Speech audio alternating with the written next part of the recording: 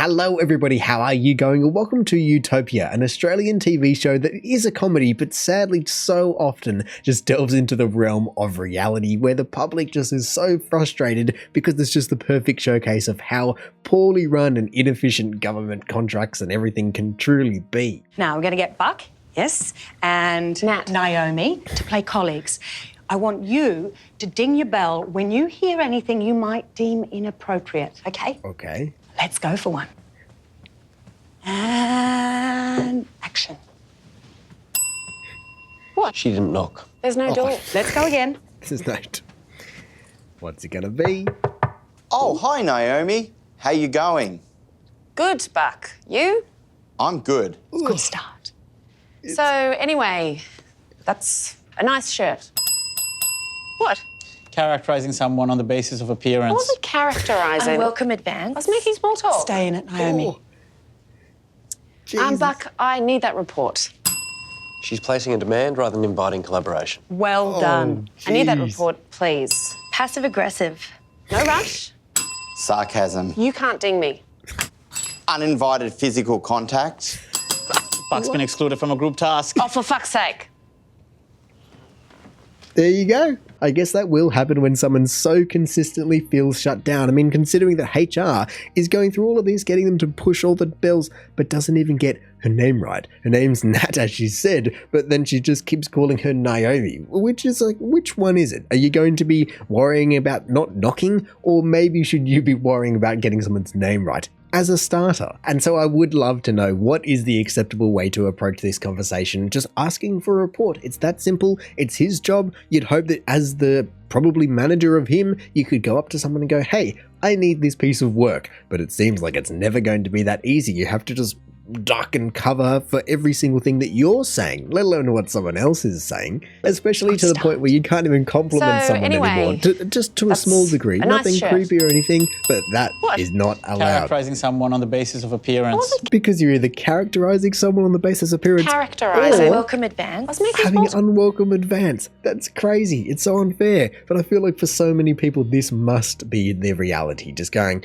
I don't know what to do anymore. I don't know what to say. And so, of course, everything moved to online because then at least you can refer back. You know, you can send emails. You can have other even programs just look at your words and make sure that there's nothing too crazy in there, and then you can send it off and you have all that reporting, so no one should just come after you after the fact for saying that, oh, that's a nice shirt. So, Jared, a few red flags from his exit interview. You conducted an exit interview? Of course. You only just interviewed him for the job. What did he say? In short, he felt his career arc had stalled. He's only 23. What arc? He also pointed to several aspects of workplace culture. Such as?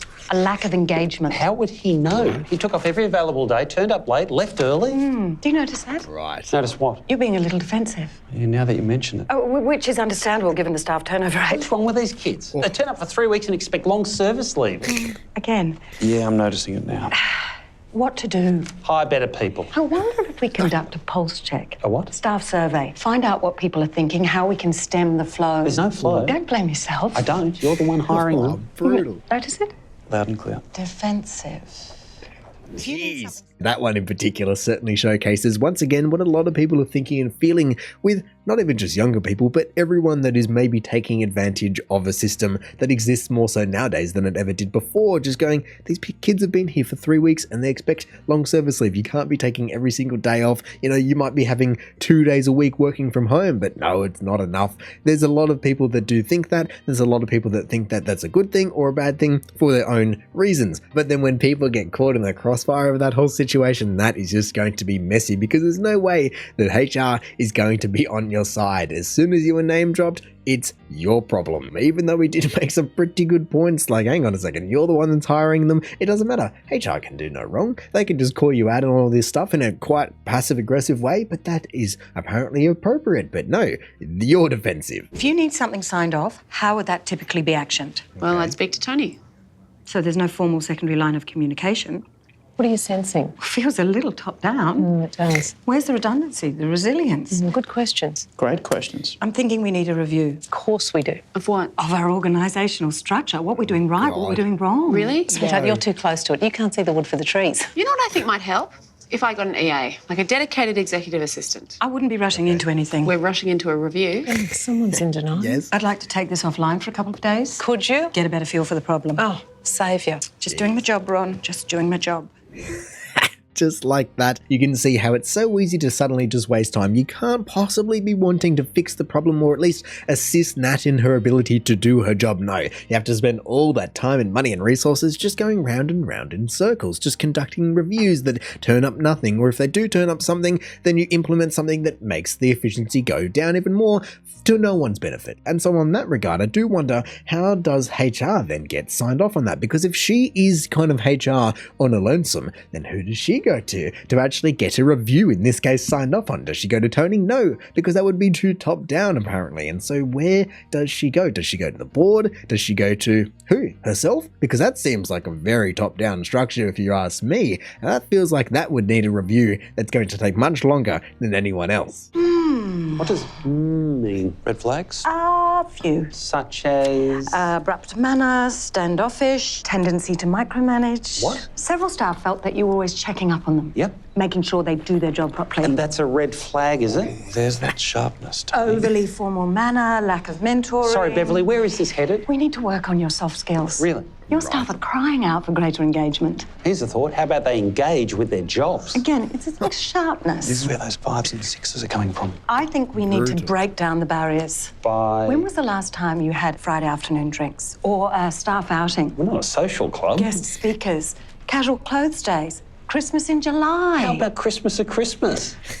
I hesitate to use the phrase toxic workplace environment. Just did. She hesitated. But if you're going to retain your staff, Tony, you're going to have to make a greater effort. Oof, it's a hard one to be saying when you just don't have all the context of the rest of the episode as well, but man, you can just feel him just boiling up in there, just going, really? What about people just do their jobs? My job is to check on them. That's why I'm checking on them. So how can I not check on them and then have them not do their job? Then nothing would get done. That was basically his tug of war, I guess, in this situation here. But it's so difficult because when you see it just isolated like this, you go, wow, he must be a pretty bad character. Like, why is he being like this? Why doesn't he want any of these extracurricular activities? Like, it doesn't make any sense. But the poor fella's just trying to do his job. Meanwhile, no one else is doing their job, especially from his Your staff mindset are in this crying out for regard, where he greater just goes, engagement. Here's a thought. How about they engage with their jobs? there we go. Instead of just spending all their time on extracurricular activities that the workplace isn't putting on because probably no one would turn up to them and spend all this time and money trying to organize them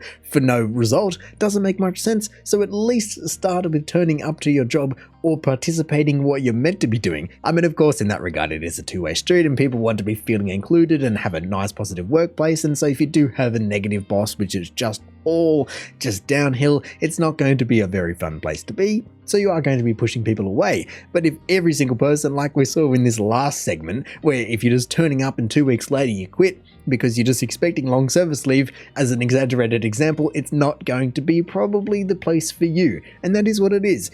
People can always leave if they want, but in government jobs, no, you can't fire them. They just have to get promoted if you want to get rid of them. And I also do wonder, if you are a general manager, let's say, is it your job to be putting on these, like solely putting on these and organizing this, or is it a kind of tandem effort between HR or maybe another committee or something like that? Like, surely not all of those decisions can be coming down to one person, because what if that's not deemed to be a fair policy again? It's too top down. Oh, let's have Christmas in July. Well, did everybody sign off on that? Like, you just won't be able to win. But truly, I do wonder, how are those things ever truly organized? Would it actually be his responsibility to organize that, or would it be his responsibility to check in on someone that he's delegated the job to then actually make that happen? Where does it stop? Do you think I'm a right fit for this job?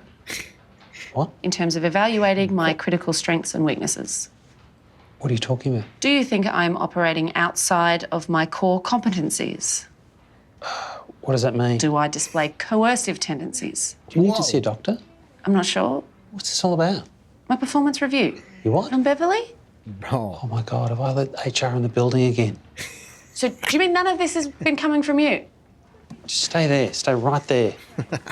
What are you going to do? Maybe 10 to 15 for manslaughter.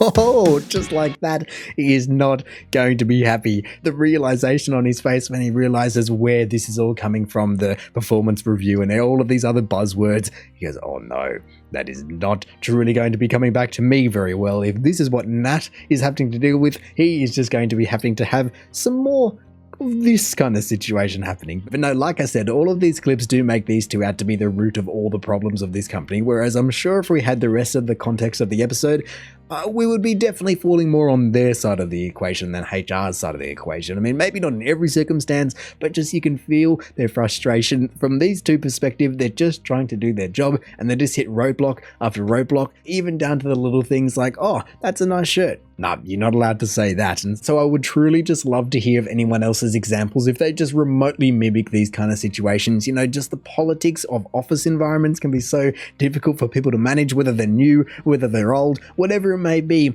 There's just so many fine, constantly changing rules that just can get people caught out. Whether you're the good guy in the situation, whether you're the bad guy in the situation, in hindsight, whatever it may be, honestly, I would love to hear about it. And realistically, Utopia has already written it. From little things to big things, this comedy program really just too often, like I said, becomes a reality program in all the wrong, sad ways.